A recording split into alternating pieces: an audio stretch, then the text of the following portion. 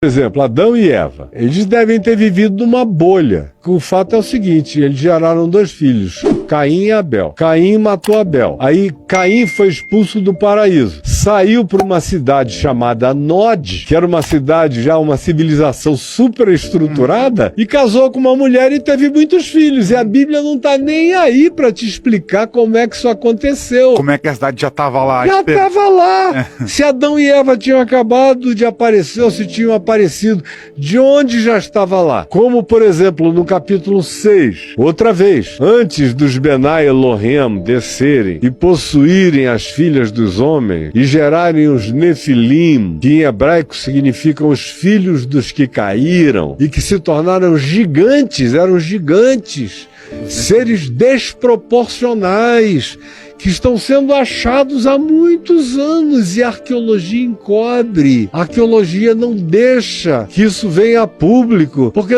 dá um trabalho danado reescrever a história humana inteira. Esse pessoal é preguiçoso, é conservador, é ortodoxo. Eles sentam em cima dos grandes achados arqueológicos, só que chegou uma hora em que não vai ser mais possível. E essa hora chegou. Todos os mitos dos povos contam a mesma história, só que a antropologia do século XX, na presunção positivista, racionalista do século XX e do século XIX, diz, não, isso é só mito da ignorância desses povos. Eles inventaram, agora, não se comunicaram e inventaram tudo, coisas absolutamente iguais, sem Pangeia, já separados por oceanos intransponíveis, contaram as mesmas histórias, idênticas. E diz lá o texto de Gênesis, ora, naquele tempo havia gigantes na terra. E também depois que os filhos de Deus possuíram as filhas dos homens e com elas geraram os nefilins, que eram os gigantes. O texto de Gênesis diz que eles corromperam toda a criatura que rastejava sobre a face da terra, fizeram todos os experimentos possíveis na terra, no mar, onde quer que eles tenham encontrado criaturas vivas, eles as desconfiguraram. Aí é onde o livro de Enoque, que devia estar na nossa Bíblia, mas não está, foi uma decisão lá do imperador Constantino deixar de fora, mas está na Bíblia dos etíopes.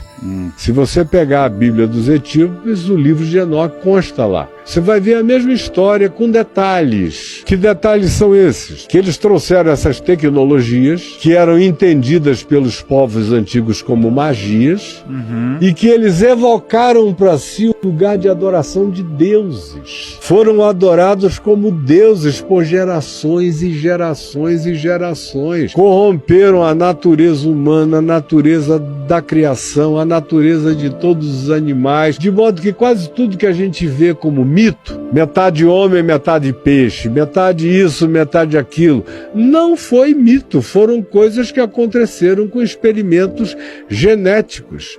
Você vê, por exemplo, Flávio Joséfos, que é o grande escritor judeu, que ganhou esse nome depois para criar uma adaptação romana para sobreviver entre os romanos e que reescreveu toda a história judaica do Gênesis para frente, até depois da queda de Jerusalém e mais um pouco.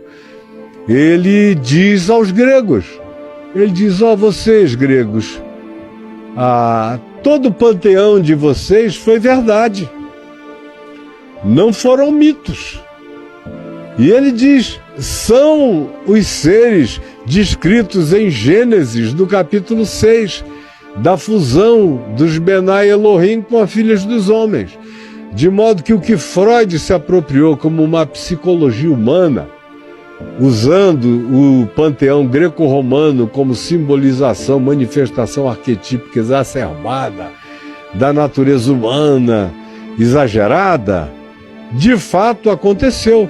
Se você quiser entender a psicologia desses seres pré-diluvianos, que decorreram dessa miscigenação de entes celestiais com as filhas dos homens e com a corrupção do gênero humano, em razão da qual veio o dilúvio, que foi o resetting. O dilúvio está explicitamente dito que não tinha mais saída. Se a humanidade, ou o que tinha restado da humanidade, continuasse daquele jeito, tinha acabado tudo há muito tempo atrás. O dilúvio foi um resetting para ver se a gente rehumanizava o planeta e recomeçava de novo.